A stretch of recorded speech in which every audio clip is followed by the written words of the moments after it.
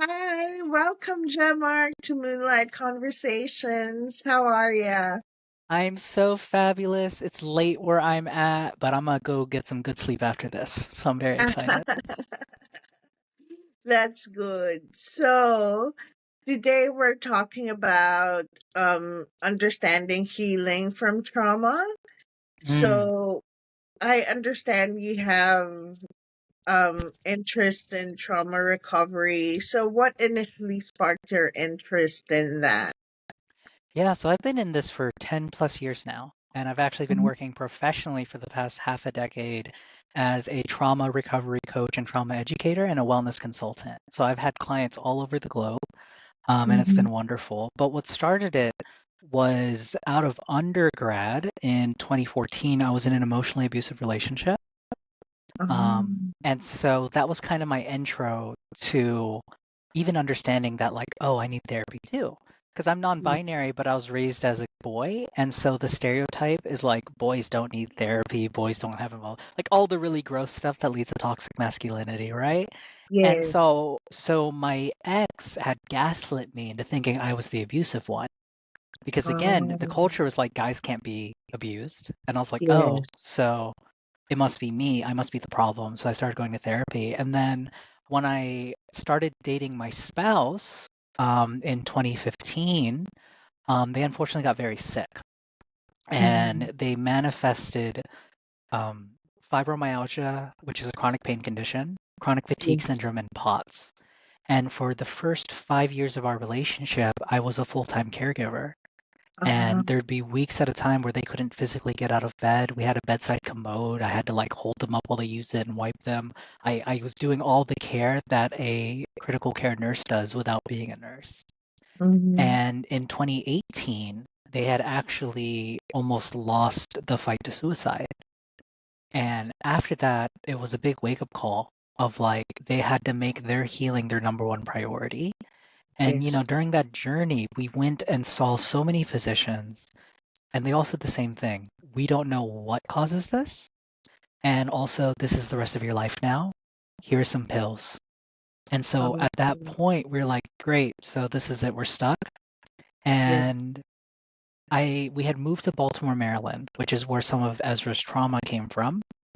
And we found this book by this doctor at a take a book, leave a book warehouse. And this doctor did not take insurance. And he also lived in Hawaii at the time. And he was charging a Mhm. lot of money. But we were so desperate that we were like, maybe this will be it. And the doctor actually had Ezra's conditions in med school and dropped out of med school and then recovered.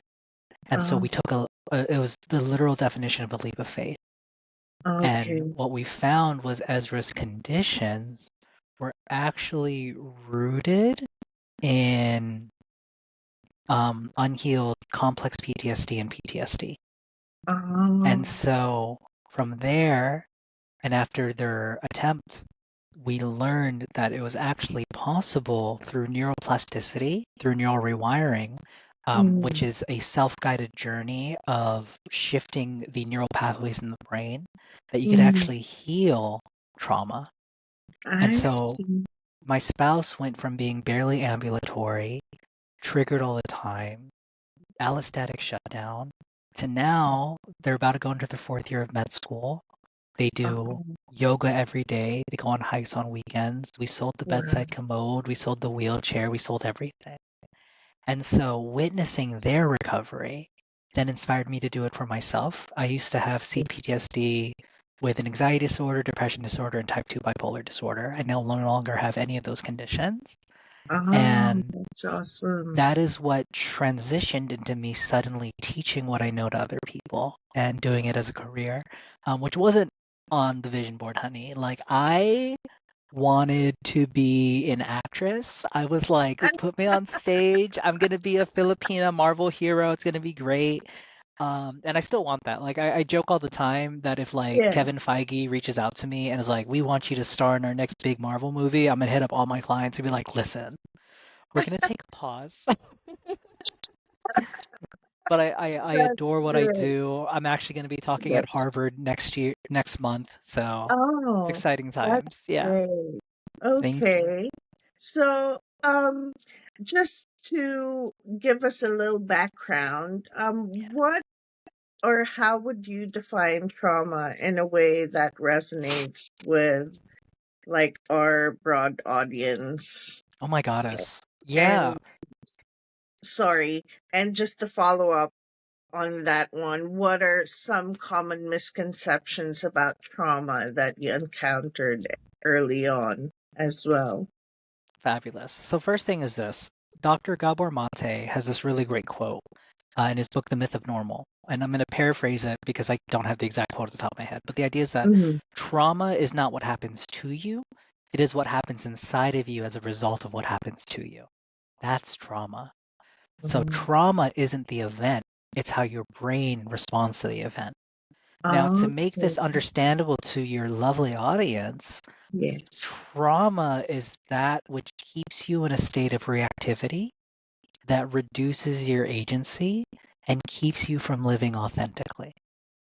I So, when see. you are not able to make conscious decisions and choices, when everything is constantly unconsciously and subconsciously being driven by a fear narrative that's been in your body, usually since childhood, that's trauma. The I biggest misconception about trauma is that once you have it, you're stuck with it. And that's mhm, not true. And there are a lot of people right now who are hurting because they think that trauma is all they're ever going to be, that all they can do is manage symptoms, that all they can do is manage their reactions. But no, mhm, you can heal completely. I am not the same person that I was in 2014. And mhm, my abusive ex is what led me to being in this space now, but my trauma started in childhood. yeah, Growing up a Pinoy child of immigrants who don't understand emotional intelligence, who don't yeah, understand the necessity of therapy, who still perceive it as something that's only for crazy or violent people, right? yes, And I don't know if this is audio only, but I'm using quotation marks there because I don't yeah, like using the word crazy. But like, yeah, it's very dismissive. And again, it's not their fault for growing up in the environments they did that didn't prioritize it, but it did become my responsibility as somebody who grew up in the culture I did to take radical responsibility for my healing, to recognize that trauma healing is possible, to recognize that doing that is what it means to break the cycles of intergenerational trauma. yes. That's Mhm. great. So, um, what are some of the diverse trauma ways, what are some of the diverse ways that trauma can manifest in an individual's life, like physical, emotional, and behavioral? Oh, oh, so many ways. Yeah, That's a big question. So let's yeah. just start very simply with are you familiar with the four fear responses? No, Okay, so the four fear would you like? responses, and there's actually like six now, but we're gonna keep it to four because it makes it very Yeah, simple. yeah. They are fight, flight, freeze, and fawn. Does this Oh, sound a yeah, little bit more yeah, familiar yeah. to you? Yeah. Yes, yes. Fantastic. So, when we're dealing with trauma, we can look at it acutely, right? If I'm walking in the streets of America and somebody in a MAGA hat tries to attack me, my brain is just going to decide, oh, I need to fight them, or I need to run from them, or I Yeah, freeze up, or I give them whatever they want. But yeah, if that's happening chronically, what happens is then you start developing you start developing habits and behaviors that yeah. go from being momentary states becoming personality traits. So, for example, in fight, and are you open to being a little bit like honest with your audience about your journey? Because I'm Yes, going to ask you some yes, questions. Okay, yeah. fabulous. So let's start here. Do you find it do you find that you often ignore other people's input or like in an argument always needing to have a final word? Um, I'm not sure now. That's okay. Do you Yeah, have an explosive temper or are you easily like activated? no, I don't Fabulous. have, yeah. Do you feel like you're constantly under threat of attack whenever receiving criticism? Like someone gives you criticism and you feel like personally, Sometimes hmm I do. awesome. So that do you feel shame after emotional outbursts? Yes, hmm So that's fight, right? yes. Flight is, do you have difficulty being still? or relaxing? Like, do you feel like you always have to be working on something? Yes. Hmm.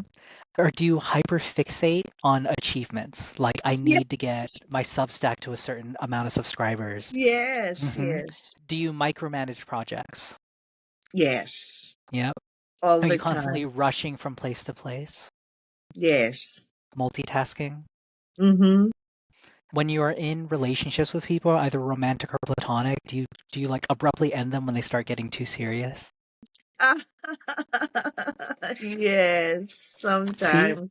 so this is ways. So I'm not even gonna get into the last two because you've said yes, and I don't want to just like Yes, yes. I don't want to put your dirty laundry out there for your audience, honey. But like, No, yeah, that's these are right. ways that again, we as a culture, as a global culture, we Yes. normalize these behaviors. We tell people, no, it's normal to Mhm. not be able to sit still. It's normal to rush from place to place. It's normal to multitask.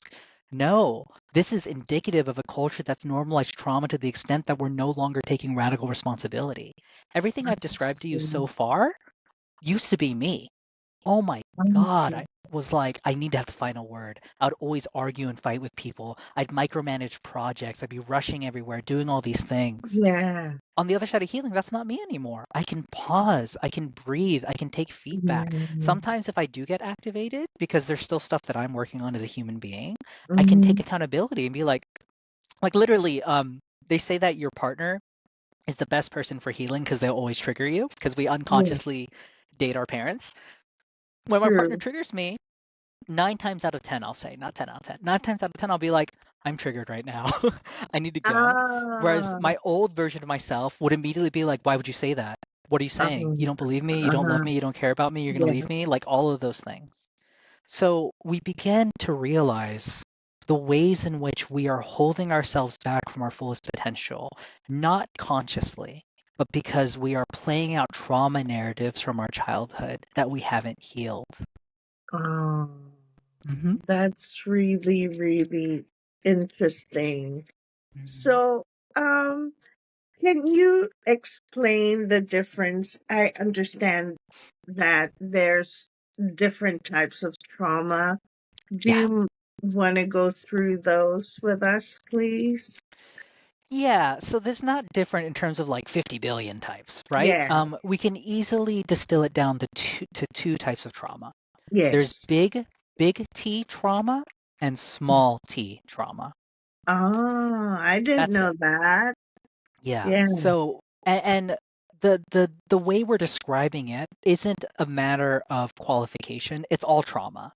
So Mm.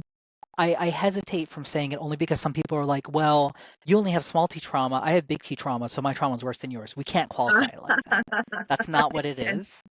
It's just Okay. that there's this thing that the CDC did. I believe it's the CDC, and it's called the Adverse Childhood Experiences Study, or the ACE study. And it Mhm. was a study into big T traumas. So when I describe these are going to be familiar to you. It's physical Mm. abuse, emotional abuse, sexual abuse. It's Mm. physical or emotional neglect. It's Mm. in the household, there being heavy amounts of untreated mental illness, having incarcerated family members, seeing your Um, mother treated violently, substance abuse in the household, divorce in the family. These are all considered big T traumas. Going to war, big T trauma. Being yeah. mugged, big T trauma. Part of the reason why we have such a dysfunctional global community is because we collectively bought into this narrative that Mm. only people who've experienced these things have trauma. Everyone else is just too sensitive. Yeah. Everyone else isn't dealing it. But that's not true. Small T traumas are those smaller micro experiences that happen over time that Mm. compound and start dictating and defining your behavior. So tell me, I hun, when see. you were a child, whenever you were upset, were you allowed to be upset or were you told to stop crying? No, I was told to stop crying and be a good girl, Mm. behave, sit silent, and just process my own thoughts in my own way. So when you feel upset as an adult, is it easy for you to be in that state or do you try to push it down? Yeah, I just try and push it down as well. So that's an example of small T traumas. Over time as Okay. a child, you were told, if you cry, I will reject you. Yes. because the most important things to human development is attachment and authenticity. But when Mm, we're a kid, we can't choose authenticity. Our brains are hardwired to prioritize attachment because it's a survival mechanism. So if you yes. grew up in an environment that said, don't cry, be a good girl, don't be angry, where you had all of this weight on you, where you weren't allowed to just explore and safely experience those emotions, you become a Yes. stunted adult. Those are small T Um, traumas. Those are oh small my T traumas goodness. compounded over time that then define you into adulthood. The good news is, again, you can rewire it, you can heal it. It takes a Mm, process. And like anybody mm, listening, we can work together, honey. Like, let's find the time and way. But again, it takes a journey to realize that so many of the ways you're showing up in the world is this, I call it a cosplay monster. That's a IP by me. Is this ah, cosplay monster that you created from childhood unconsciously to keep you safe. So you created okay. this cosplay monster. I would call it the management rabbit, right? Rabbits scurry a lot and they're always rushing Yes. from place to place. And so Yes. you Yes. you kind of created this cosplay monster that was like, I have to always rush, I always have to do everything, I always have to achieve, achieve, achieve, achieve, achieve, because that means I'm Yes. safe. Meanwhile, little Anna is underneath that cosplay, and all she wants is Um, love. And all she wants is yes. to feel safe to be happy or feel safe to be sad or feel like she's enough without having to prove anything. Mm. But Oh again, my when goodness. we have that compounded trauma over time, we can Yeah. know that intellectually, but our nervous system doesn't allow us to embody that because we have to heal it. Oh. Mhm. Okay, that's really good because I understand it better now Yeah. how, you know, trauma can manifest in us without us really knowing it, you Yes. know? Hmm. Yeah. So, I understand as well that there are some common challenges that people face during trauma recovery. What Hmm. are these challenges? Can you tell us with your experience? Yeah, so what are these challenges? Yeah. So I actually have a presentation I do, which also, as my thank you for inviting me into your space, I will gladly Um, share it to you for free oh, if you'd like. yes, please. But in it, I talk about three mistakes, the top three mistakes people make while trying to heal their trauma. And so I'm going to tell Mhm. you the mistake, and then I'm going to tell you like this kind of edgy reframe. Are you open to it? Okay, yes, please. Okay, so we're going to do a count up. So number three is this. You are basing the entirety of your healing journey off of other people. So the kind of quotes that I've heard from people over the years is, I'm not special enough to heal. Yeah, Or, well, they haven't been through what I've been through, so of course they healed. yeah. Or they have that special something that allows them to heal. I don't have that. I'm not capable of healing. Okay. The edgy reframe is everyone in the world is capable of healing so long as they dedicate the time, effort, and work to it. So, what makes Mm, you so special that you can't heal? yeah. Does that make sense? Yes, it Okay. does. So, number two, you are Okay. intellectualizing your healing process instead of embodying your healing process. So this is, you Okay. spent years in and out of therapy. Your social media is so full of like quick sound bites and carousels and images that have healing tips on them. You have so many books on your shelf that are all, some of which you've read, some which you have not, that are all about healing. And you are just Yes, constantly collecting healing tools. You're like, this week I'm going to try Ayurveda. This week I'm going to try crystals. This week I'm going to try yes, tarot. This week I'm going to try this and this and this and that. yes, Right? yes. The edgy reframe is some of the tools you have may just be management tools, but not healing tools. So you can still Mm, use them, but it's time to dive deeper into the root of what is holding you back. That's what I teach, is the thing that oh, goes beyond just management of stress. okay. And then mistake number one is you are not making your healing and your well-being your number one priority. So Uh, this is when people are saying, "Oh, I can't take care of myself until just because we were talking about Substack earlier, I can't take care of myself until I get 100,000 followers on Substack, yeah, or I can't take care of myself because I have kids, or I can't take care of myself because of my job." right? Or Yeah. you believe you can continue getting by with the same numbing and coping mechanisms that you already have. For Mm. me, it was shopaholism, food addiction, Oh, workaholism. I'd be like, yeah. I'm fine while I'm literally killing myself overweight. Like 4 years ago, I was 215 pounds and I'm 5'6". I'm 155 now. And a Oh, majority of that weight wow. loss came from trauma healing. hmm and I then, can relate. Yeah. yeah, or you only take the time to talk about your well-being in therapy settings. So you never Um, explore your needs and wants outside of that 1 hour a week or 1 hour every other week. The rest of the time, you're just like numbing yourself and reactive and all these things. And yes. so the edgy reframe is, like me in my past, you've likely been constantly giving and giving and giving to all the people in your life that you care for in hopes of ensuring that other people don't suffer the way that you have. But you have the power to do that from an abundant cup. In fact, it would better Mm, serve them for you to be well so you can show up for them. So those are the three big mistakes that I often see. The last one is when you really start the process of rewiring is yeah. you're going to want to quit. Because what happens with trauma is your brain becomes addicted to stress chemicals. It becomes addicted to Mm, cortisol and adrenaline. Have you ever had that time where you had a really good day and then suddenly a pit drops in your stomach and you're like, something bad's about to happen and you think it's a yes. premonition? So it's not a premonition. What's Um, happening is your brain is like, this is nice, but I need my heroin. Here's some cortisol and adrenaline. oh, That's what's happening because your oh, brain has normalized stress. So you can't even okay. sit in peace for long enough before the stress chemicals come in. So And you're like expecting something bad will yeah, happen because yes, sort of, does that come out of guilt from being happy? not guilt. It comes, it's a neurochemical response. It's not conscious. Your brain is Oh, just like, hey, we're addicted to and used to these chemicals. So these happy chemicals are nice, but let's get us back to our baseline.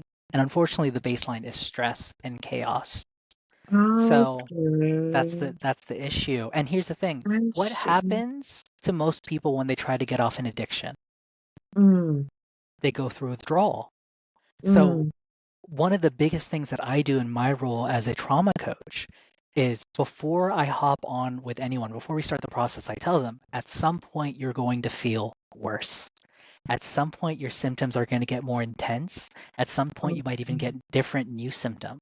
And that's because your brain is trying to pull you back to what it considers safety, but it's not safety Okay. because it's a It's, withdrawal symptom. Yeah. yes. So those are the four toughest things. Okay. That's hmm awesome. Oh my hmm goodness. Very interesting. So, to follow up on that, what are some signs that someone might be experiencing trauma even if they don't realize it? Like you mentioned earlier, you touched on this earlier already, but hmm do you mind just exploring that a bit more? Oh, there's a very easy way to do it. Yeah. I'm gonna ask you some questions. Okay. Mm, Give me 1 second. I have to pull it up. okay.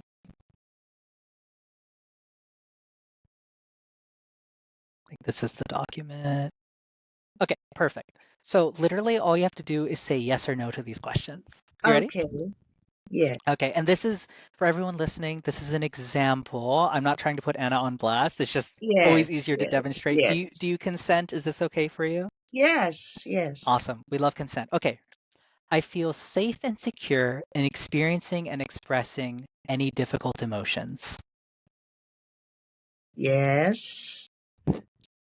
I spend most of my time grounded in the present moment.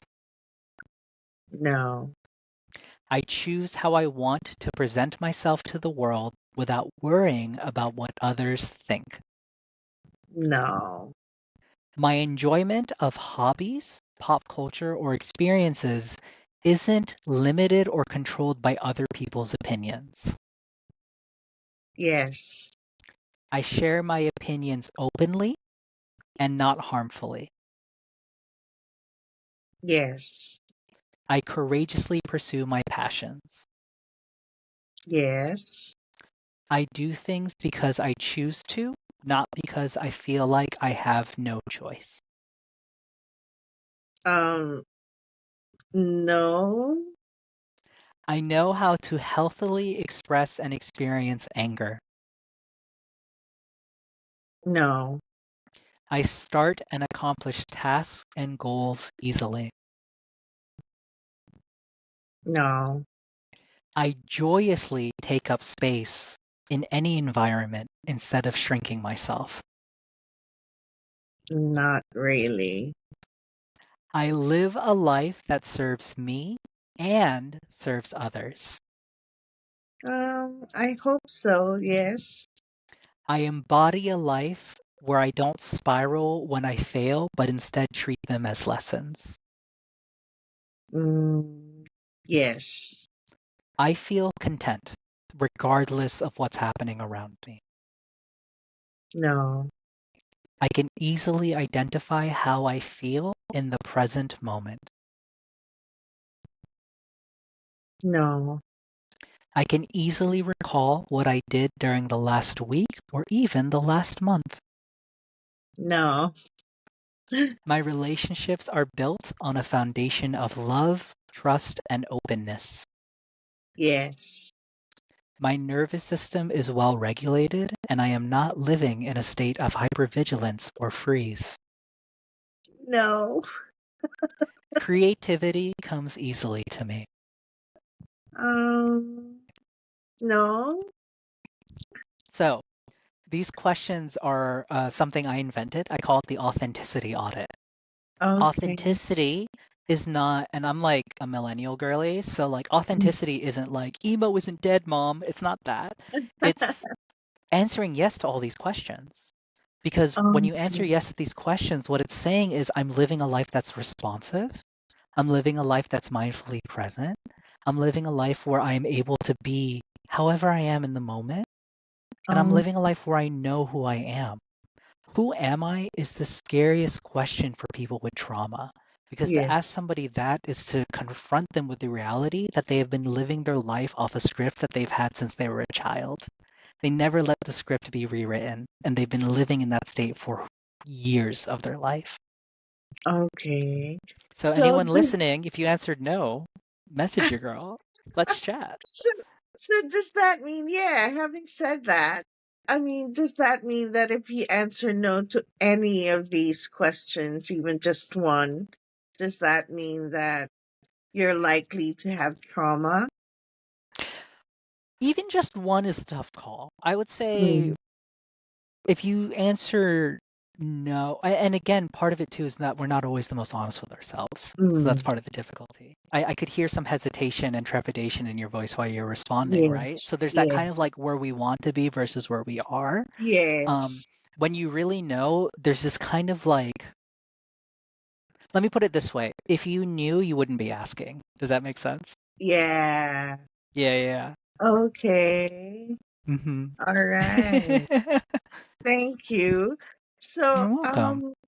how does societal stigma impact trauma survivors that, you know, in a way that, in emotionally, physically, or whatever ways, how does the stigma Mhm. affects uh, affect trauma survivors? Yeah, well, I mean, we live in a world where trauma perpetuates trauma perpetuates trauma. There Mm, is stigma against people with trauma because traumatized people in positions of power decided it had to be so. So when people mm, are telling you, like to use you as an example, right? You were told as a little girl, like, don't cry, be a good girl.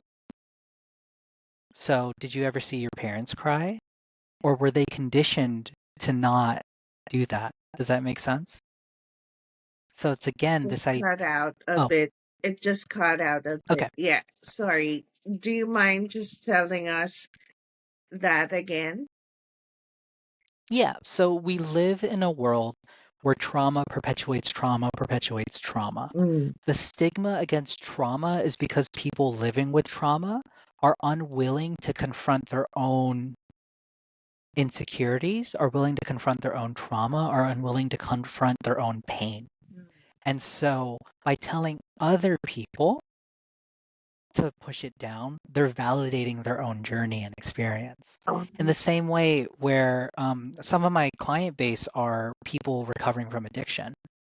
And one of the things that they've noted early in their journey is like, let's say it's a client, I'm not going to name names because we love mm, respecting privacy, mm, but let's say it's a client who's dealing with alcoholism. yes. And they noticed that when they finally stopped going out drinking, the people they spent most of their times with made them feel ashamed of that. Mm, Like, oh, you're not any fun anymore. Why don't you hang out anymore? yeah. Because I'm not trying to. That's it. Because they have a problem as well. And Oh, seeing somebody take care of themselves is making them feel bad. oh, So trauma stigma is the same way. Why are you going to therapy? You don't need therapy. Whenever somebody says that, my brain goes, because you need therapy. Because okay. you don't want to confront your shit. Because to Yeah. see other people taking radical responsibility for their emotional healing Mm, means that you might have to. okay. I Hmm. see. And just in regards to evidence-based approaches, I know there are Mm, quite a lot. So so many. I just want to touch on like these ones. There's, I think, somatic therapy, Hmm. mindfulness and meditation, and then there's Hmm. talk therapy. There's Hmm. also group therapy and creativity and art therapy. So, what are what are these therapies that you think can help with trauma recovery? And in your experience as well, um, what do you think is the best therapy that can be done, and what's the most effective? Yeah, so the first thing is this. It's individualized. So whatever works for the individual, whether it's EMDR, whether it's Yeah, CBT, DBT, whether it's somatic therapy, art therapy, yeah. it's whatever resonates with that person and helps them get to the greatest good. Now that being said, one of my mentors who is a physician, who's the Mhm, same physician that helped Ezra recover, mhm. has said this to me. So know that this isn't coming from me, this is coming from a practicing medical professional. Yes. Traditional talk therapy, cognitive behavioral therapy, CBT, gets to about 10% of healing. Ah, Part of this issue is that traditional talk therapy keeps you in the intellectual process. ah, It's thinking about it and it's not really doing as much, right? Then when you get into somatic therapy and like EMDR, that gets about 60% of healing. ah, Again, still very effective, still very good. mm, One of the issues with say EMDR, for example, is EMDR puts you in a position where you're recalling your trauma, which runs the risk of reinforcing the trauma in the brain. ah, And then the last thing, which is what I teach as a trauma coach, is neural rewiring. And yes. that gets to 99% of healing. I see. So that's the most effective because it's a combination of all of these modalities together, but done in such a way that you are literally changing the neural structure of your brain without drugs, without pharmaceuticals, but you're doing it by very steadily over time, changing your behavioral patterns, your thought patterns, and your emotional patterns. And how long does that take? Neural Rewiring, rewiring. Yeah. How long does it it differ with it everyone? depends on it depends on the individual, and it's because it depends on the level of commitment by the individual. So my spouse, they after they almost lost to suicide in Mhm. 2018, was a big wake up call for them. They didn't actually remember the attempt. They dissociated so heavily Um, that their brain did that without their consent. okay. It wasn't until, so we're in 2025 now, so that's 7 years later. Yes. It wasn't until a few months ago that they finally remembered what happened. Oh, So for them, healing became their number one priority. Remember those three mistakes? yes. And they did it in a year. They literally were like, whatever it takes, I'm going to do this and I'm going to do it full out. It Yes. took me 2 years because I was half-assing the process for myself because I wasn't fully bought into the process for myself. Okay. It's taken some people, they're still in it because they're not doing everything that they need to do. Okay. So it's up to the individual. But the fastest I've seen is my spouse, 1 year. Okay, that's awesome. Hmm. Now, could you discuss like just briefly, like how Hmm. does neural rewiring work? Yeah. Oh my Yeah. goodness, this is my favorite. Yeah. So here's the thing. Are you familiar with neuroplasticity? Yes. Okay. Well, we will assume your audience is not I familiar. think so. So Yeah. yeah, so we used to, up until a few years ago, we used to think that the brain you have past a certain age is the brain that you're stuck with. So Mm, once you hit the age of 25, that's it, you're fully developed, you're stuck with it. But if that was the case, we wouldn't be able to learn anything new. We wouldn't yes. be able to, we'd Yes. go to a new, like that whole old dog, new tricks thing. We wouldn't be able to learn anything new. That'd be it. Yeah. We now know the brain is neuroplastic, meaning that there are pathways in the brain, neural pathways in the brain that are Yes. formed based on our habits that we engage with over time. Okay. So when we engage with new habits and new behaviors, what we're doing is creating a new neural pathway. Mm, Anytime you picked up a new skill or anytime you changed your mind about something, you are creating a new neural pathway for yourself. Even now, as an adult, you're creating a new neural pathway for yourself. So, neural okay. rewiring is orienting yourself to doing that for trauma. So, take for example, one of my triggers for the longest time, because I'm an American, Mm, was white men in red hats, because that is the color of Make America Great Again hats, right? yes. And anytime I would see or think about white men in red hats, I'd get triggered. And I live in Philadelphia, Yeah. and one of our baseball teams, their hats are red. So Yes. you can imagine how much that sucked for me. I would just Yes. see people during sports season, I'd be losing my shit the entire time. They're like, oh my God, stop. Yeah. Over time, I had to teach myself to no longer associate that trigger with danger. So the Okay. difference between my process and the neural rewiring process compared to other things is we're not talking about the trauma. I don't need to tell people why I was so afraid of white men in red hats because during the last time Trump was president, one of those people pointed a gun at me. I don't have to tell them that. That's not necessary. All that matters is I'm scared of white men in red hats. So let's Yes. just start there. And Yes. then over time, you build up your tolerance for that trigger. And guess what? If all of the triggers are gone, there's no more trauma.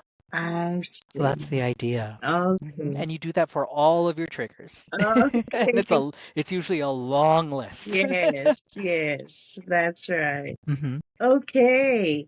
So, I just want to touch on the fact that trauma can take a while, but is healing possible at all?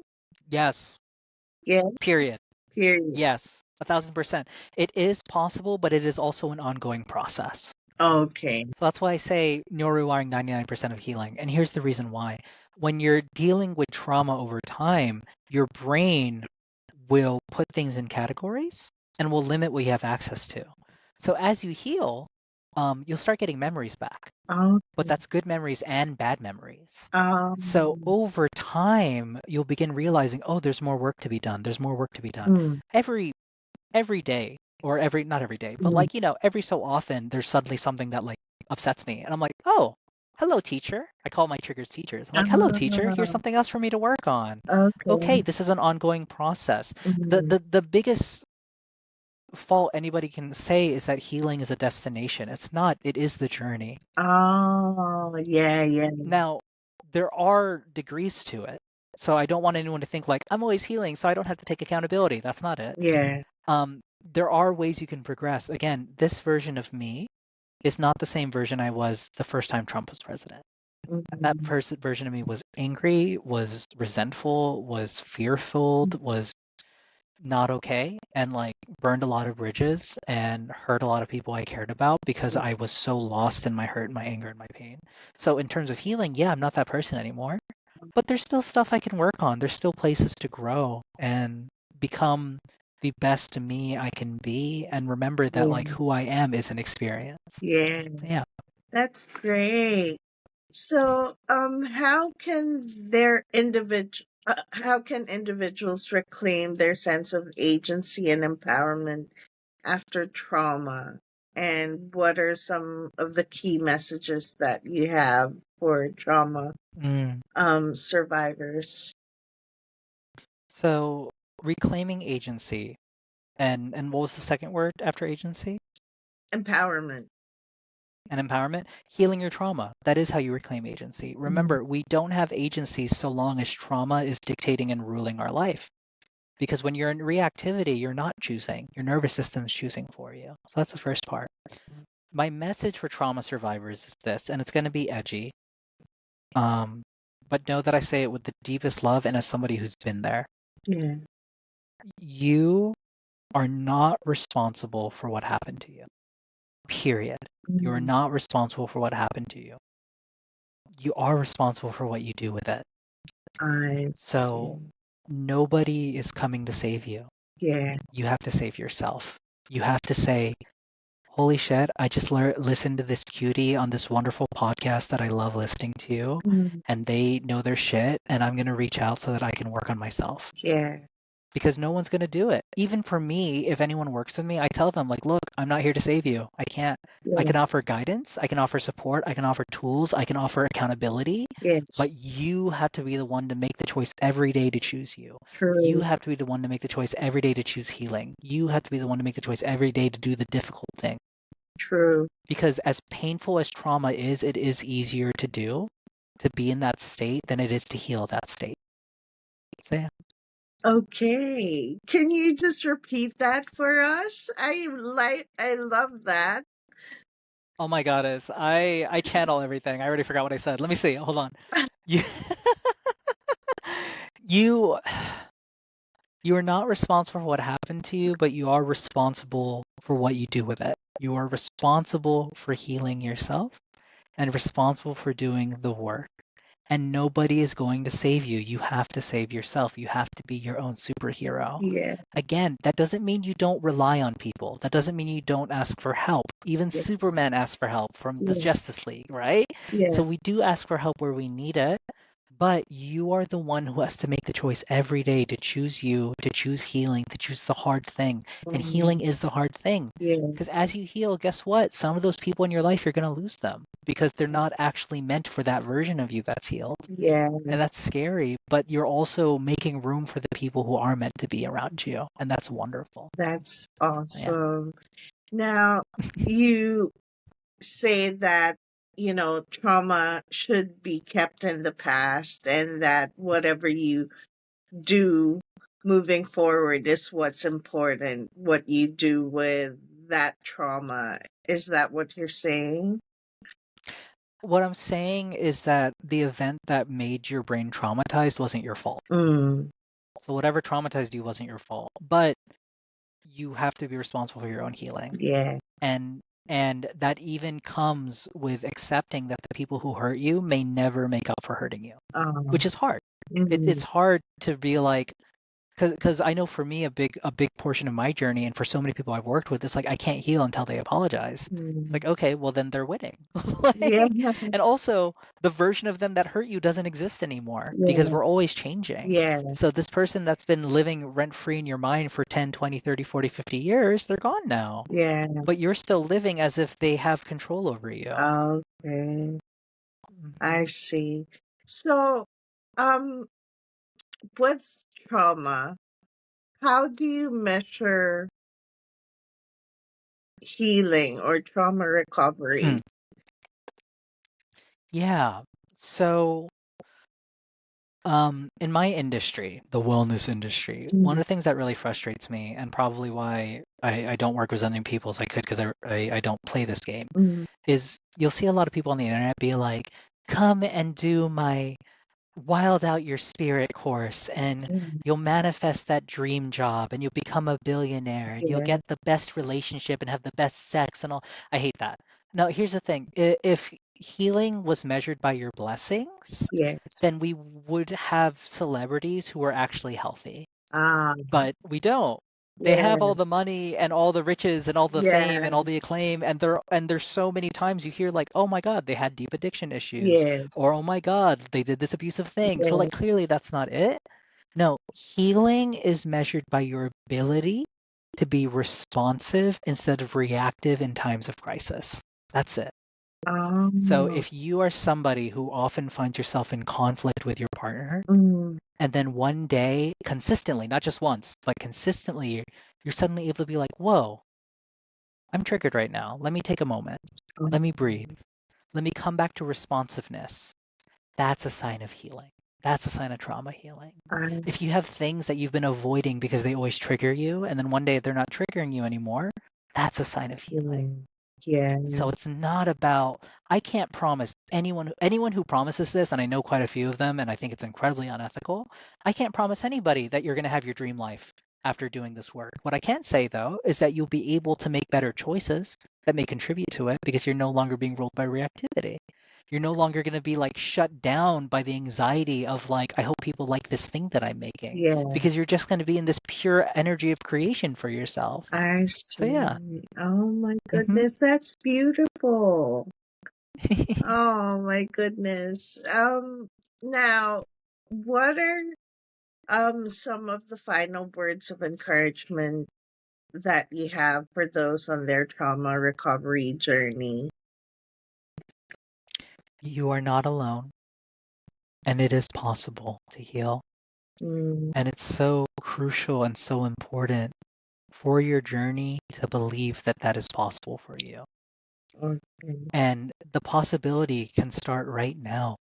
When you have a good moment, lean into it, savor that goodness, because what you're doing in that moment, neuroscientifically, is training your brain Mm, to normalize the good. yeah, Just start there.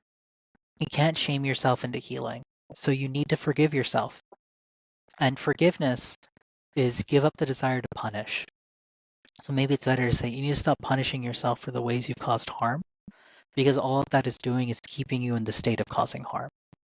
But when you give up that desire to punish yourself, suddenly there's openness, there's possibility. yeah. And know that that it's going to be hard and it's going to be painful, and like I said earlier, you're going to lose people, but on the other side, you are going to fall so deeply in love with yourself. Oh, And there's nothing better than being able to look yourself in the eyes in the mirror and know that you are worthy and deserving for no other reason than just being you. It's not for your accomplishments. It's not for the people who like you. It's not for your relationships or anything like that. It's just because you are a person, and that in and of itself is enough. mm, And I can tell you that all day, every day. But healing means that you'll know it for yourself, and you don't need me to tell you that. yeah, That's wonderful.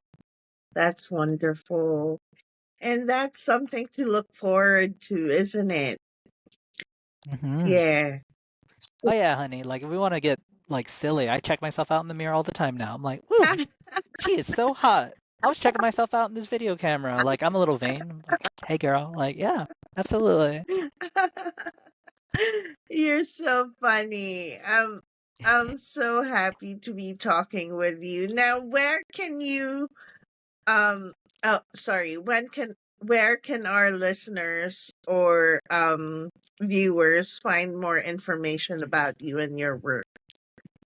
Well, I will absolutely send you the links in our little DM so you can add it in the little Yes, description. please. But you can find me on my website at jmarcaccento.com. Mhm. You can also find me on Substack at The Spiritual Geek at Substack. Wait, let me look up what my Substack's called. There's another Spiritual Geek apparently, but Oh. even though their Substack has existed before mine, my website has existed before them. So excuse me, but no, it's fine.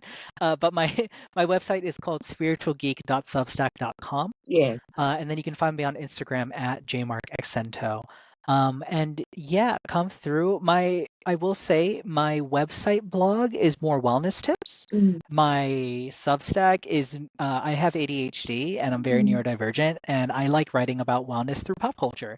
So if mm. you want to be like, what can Wicked, because I'm an alphabet girly, teach me about myself, that's the kind of stuff you'll find in my Substack, because Okay. that's what I love doing. But if you're talking about like specifically wellness, find me on there. I lead monthly Donate What You Can masterclasses. This month on March 22nd, I'm leading a class called Self-Regulation in Times of Crisis. And it's literally pay what you can afford, and Oh, everyone with a awesome. ticket gets access to the playback video. So I'll make sure I share all those links with Anna. Yes, And yeah, please. We'll share the links later on. on the Fabulous. description. Thank you so much, Jemarc. Thank And any last you. words? Yeah, honey, just love yourselves. Damn, like, and I say that because I know how hard it is to love Yes, yourself. Because sometimes loving yourself also means being a little tough love with yourself, right? yes, But the more people in the world who really take the time to heal their trauma, the better world we'll be in. Because yes. no, now we'll start thinking expansively, we'll start being creative. Also, everyone get on Substack, not just to follow me, but like just get on Substack because it's so wholesome there, and all other social media platforms are a shit show. I So love like, it. just come to Substack where there's really wholesome, awesome artists, and it's not just trauma dumping and politics and bots. It's Yes, great. yes. Thank you. Thank you, Jemarc, Thank for your you. time. Thank you for being Thank here. We you. appreciate you. Thank you so much. And you have a great rest of your week. And we'll talk to you again soon. Fabulous. Thank you.